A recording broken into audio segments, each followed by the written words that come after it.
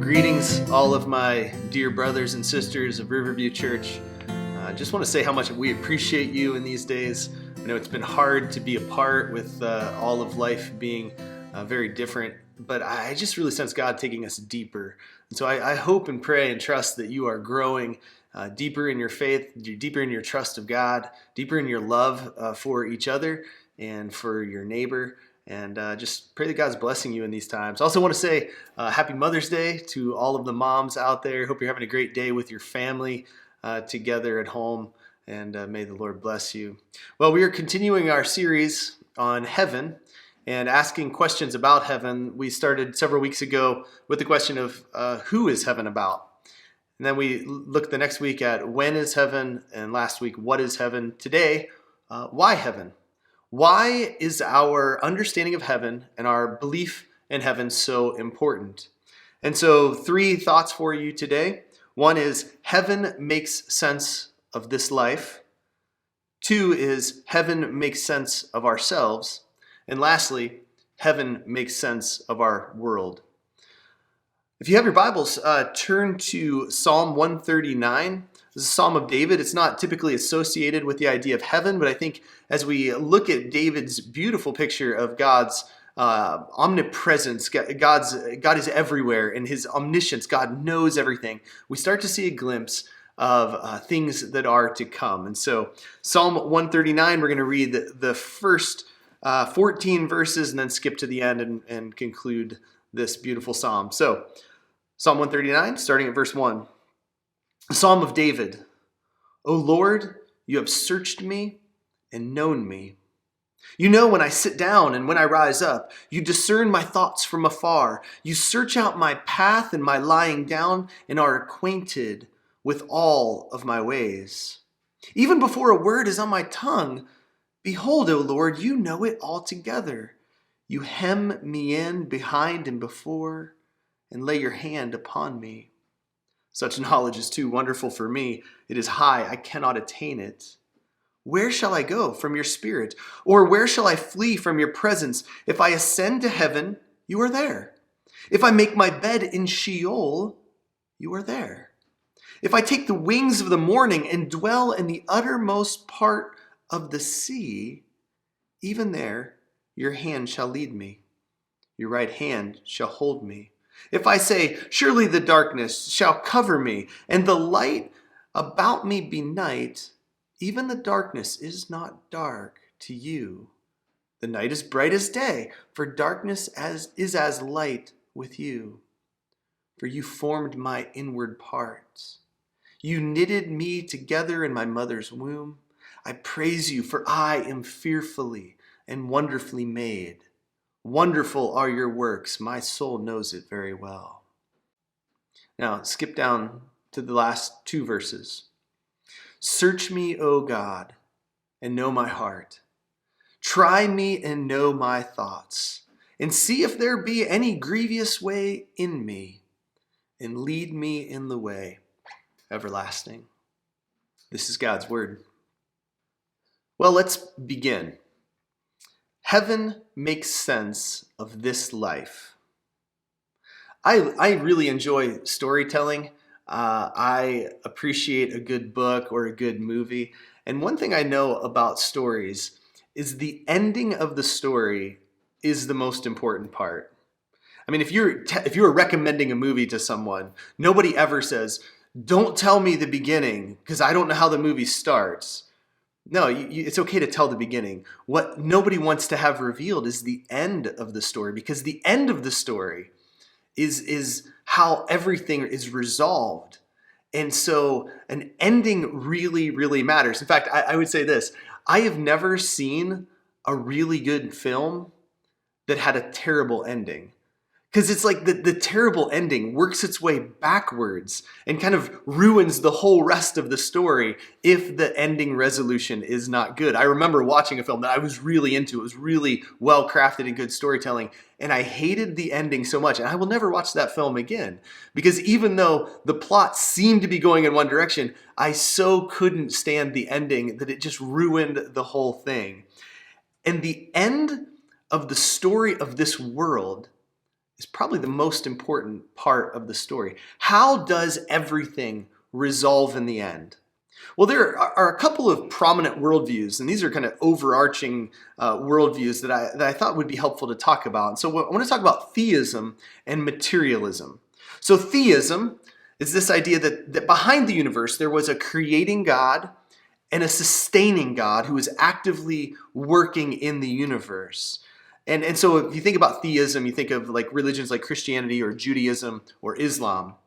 Now, the word materialism or naturalism is a philosophical worldview that everything exists is the physical substance. So all of reality is the universe. It is whatever is in the universe, all of the matter and things. And so according to materialism or naturalism, there is no God or mind or spirit behind the universe. Now, both of these views of the world have very different endings. See, theism, most theistic religions, believe that at the end of the story, the all-knowing, perfectly loving God will judge all things justly, that he will restore and redeem the righteous, and that those righteous beings in whatever he restores will live on in immortality, which is a very different view than the materialist or naturalist view of the end of the universe. Because the materialist believes that there is no spirit or mind behind the universe. So eventually, according to most anyway, the universe will eventually just wind down. Stars will eventually burn out, and in the end, the universe will become empty and void. Now, I know these are probably oversimplified summaries, so I'm not trying to get this exactly precise, but I think these are generally good overviews of these two worldviews. And what I want to say is the main point is the end of whatever we believe about this world works backwards to make sense of our current life. And that's why this matters. See, according to theism, if there is a God who sees all, who judges all, and if I am in fact an immortal being, then what I do right now has importance, has ultimate importance. What I do right now lives on and ultimately really matters. But if, according to materialism, at the end of the day, everything ceases, if everything becomes void, there will be no remembrance of you. At the end of the end, there will be no beings, there will be no persons. You will be forgotten, I will be forgotten. Everything that we are, everything that we believed in, everything that we held dear will grind to a halt and cease forever. If according to this view, I came from nothing, and one day everything will become nothing again, then what am I today? Other than just some sort of temporary being that comes from nothing and is going to nothing, and all things will cease and be meaningless in the end. Now, I'm not saying that materialists actually live a meaningless life. I really do believe that those who are naturalists or materialists do try to find temporary meaning in this day, and many live a somewhat virtuous life and do morally good things. But the problem is, if all of it in the end is void and meaningless, then does it really matter? Not in any ultimate sense. I mean, whether you're a Hitler or a Mother Teresa, in the end, nobody will remember the difference. Nobody will know. There is no mind or ultimate purpose. Now, when David looks at the universe in Psalm 139, he sees a very different story going on. He looks throughout all of the created order, and behind everything, what he sees is that there is a God who knows him and is with him. He can't escape him. And it all comes to a climax at the end of the psalm where he says, "Search me, O God, and know my heart." Because he says, you even know the words before they're on my tongue. Like, you know everything intimately about me. My thoughts, my words, my actions, everything. Know my heart and know my thoughts, and see if there is any grievous way in me. And then what? Lead me in the way everlasting. I'm trusting in God that there is something far beyond this world. So the question is, what is the end of the story? This is how heaven begins to make sense of our lives. Because if there is an end of the story that is meaningful, and if behind everything we see in the universe there is a God, then it adds to the meaning of who we are and how we live today. So secondly, let's talk about how heaven begins to make sense of ourselves. Think about the great existential questions that I think everybody should ask. The questions like, who am I? Where did I come from? Why am I here?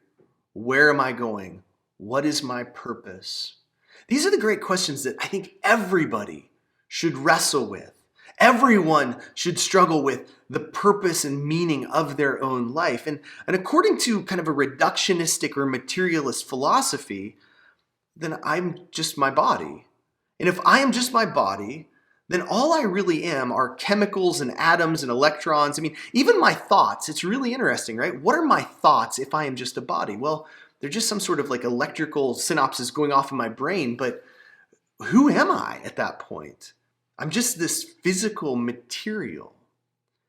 I think that's too reductionistic. I think we intuitively know there's more to us. I think actually the human person is more deep than what we can even understand. And David in the Psalm writes this. He says, "You, O God, formed my inward parts. You knit me together in my mother's womb. I praise you, for I am fearfully and wonderfully made. Wonderful are your works. My soul knows it very well."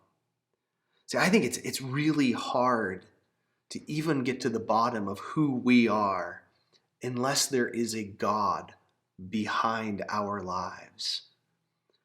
I will say this. I find people fascinating. People are not easily reducible. People are complex and mysterious and beautiful and crazy. I tell people all the time, my job is never boring because people are terrible and wonderful and beautiful, but they are not simple. So when you work a lot with people, it's not boring because it seems like every week somebody tells me something and I'm like, wow, that was surprising. I didn't see that coming.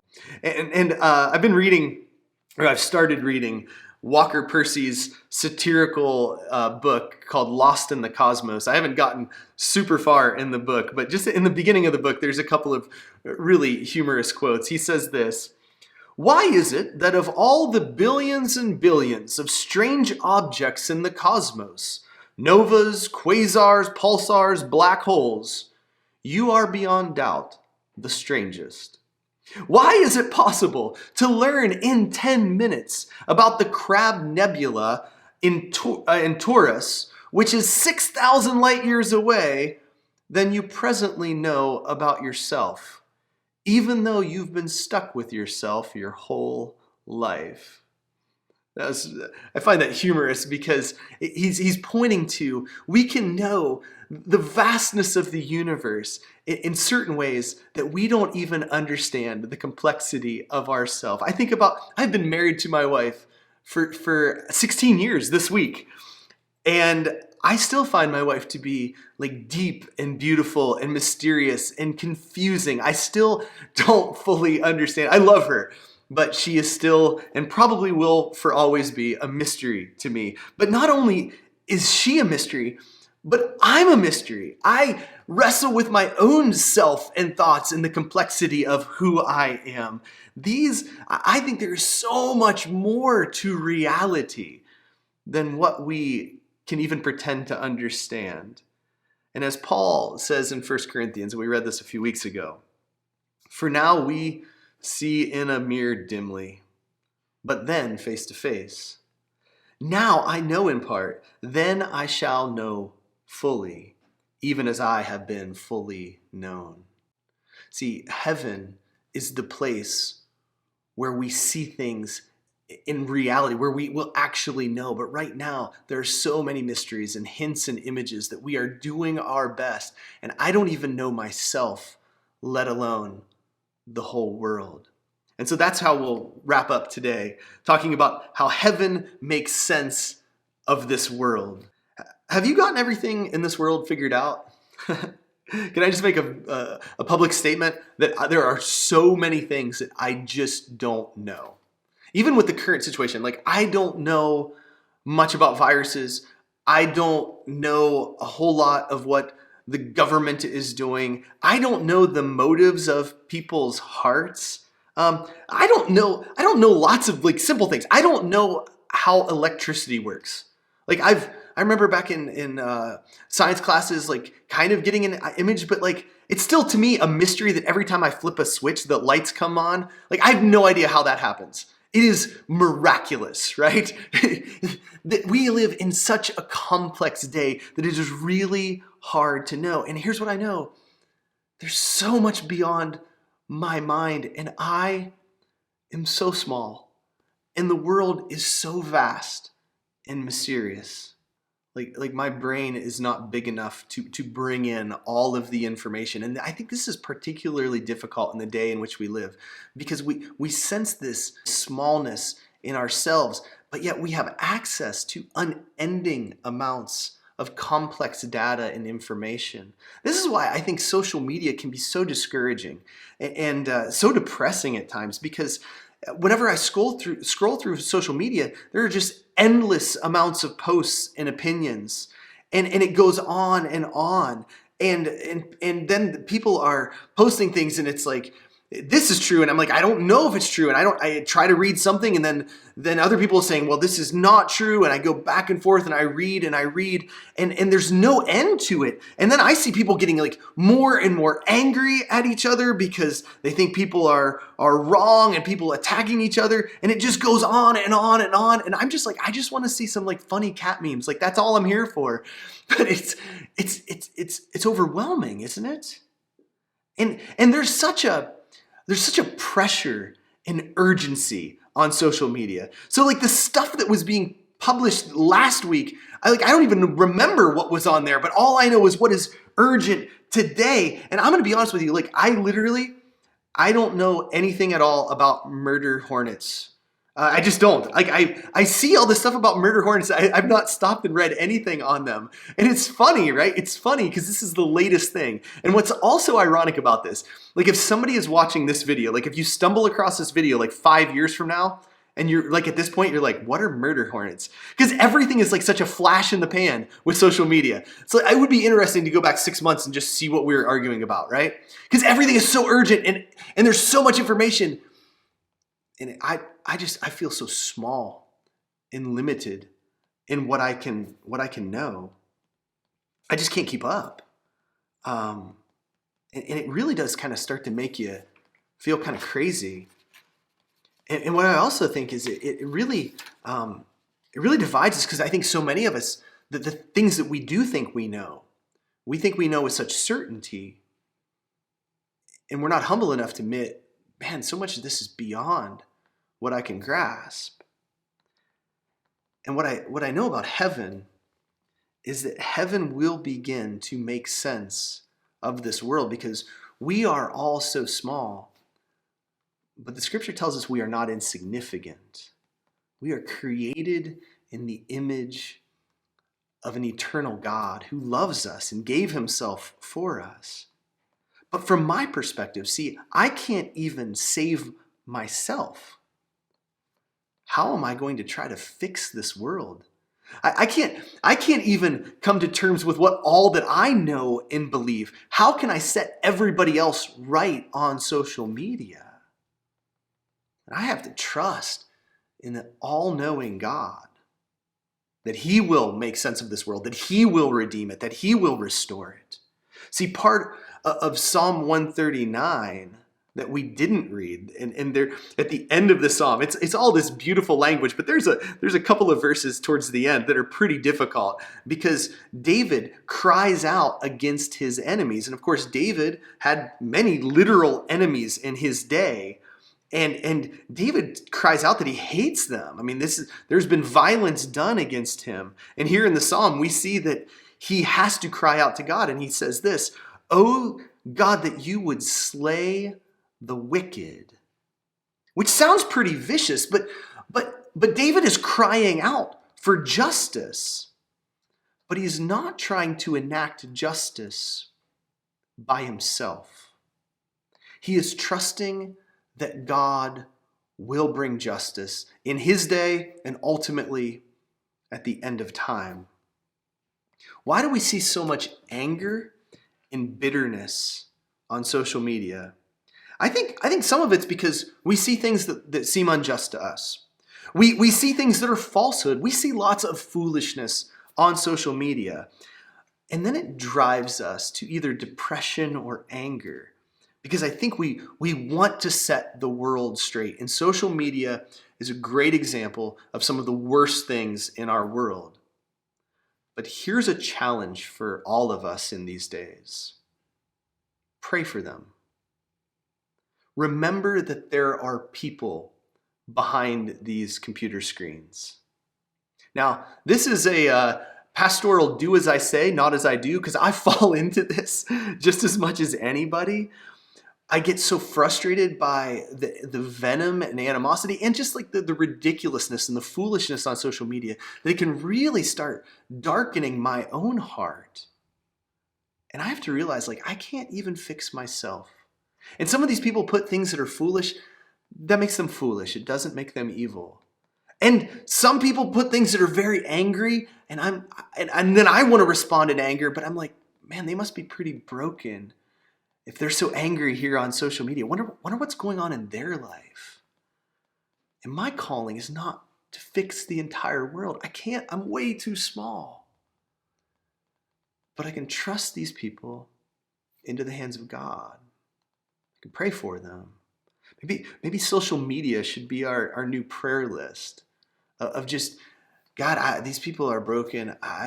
They need you. And I can't fix them. I can't fix myself. They're too complicated for me to do much of anything. I'm not going to argue. I'm going to pray. Now, I'm not saying that we as Christians should always be passive and avoid speaking the truth. I think we should speak the truth, but recognize that you can't set the world right. Even with all that's going on in the world right now, like, we are too small to fix any of it. We can do our part here. You can love your neighbor as yourself. This is the great commandment. But Jesus didn't tell us, love every single neighbor in the entire world to your max capacity and set everybody straight. That is too big for you. It's too big for me. It is only going to be accomplished by the work of God. See, you and I are not going to build heaven. We can't. It's too big. But we can be faithful and do our part. A good reminder as we close is to think of the great medieval cathedrals of Europe. They always, when I think about the great cathedrals, they always ground me in my present reality because they took hundreds of craftsmen, generations and centuries to complete. Think of being a medieval craftsman and that your vocation was rock work and you began working on a cathedral and you did your work for 30 or 40 years. I mean, life expectancy wasn't as long then. And so you gave your whole life and the project wouldn't even begin to be finished, even in your lifetime. Does your work matter? Absolutely. But is it all about you? No.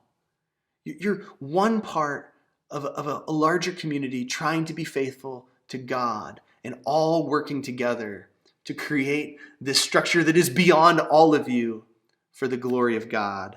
I remember reading in the book Letters to Mark about God by Henry Nouwen. And he wrote this just delightful little passage. He says, "At the moment, I'm in Freiburg, a charming little town in South Germany. Every time I visit the cathedral here, I feel more contented and serene. The simple thought that construction on this church began in the year 1200 and went on until 1513 is reason enough to calm down and not behave as though everything has to be wrapped up this very afternoon." Can you imagine that? a building project that took 313 years to complete. Think of all the time and energy and all the individuals who gave themselves to that project that never saw it finished. But they did their part for the glory of God. We all play a small part. It is not insignificant. You are a person created in the image of God with infinite value and worth. But you're not going to build heaven on earth. You've got to trust God. And that's a good word for all of us this week, is to realize that we have to, in these days, trust in Him. He will complete His work. And as we look to heaven, we can actually make sense of this world and our lives right now and today. God be with you.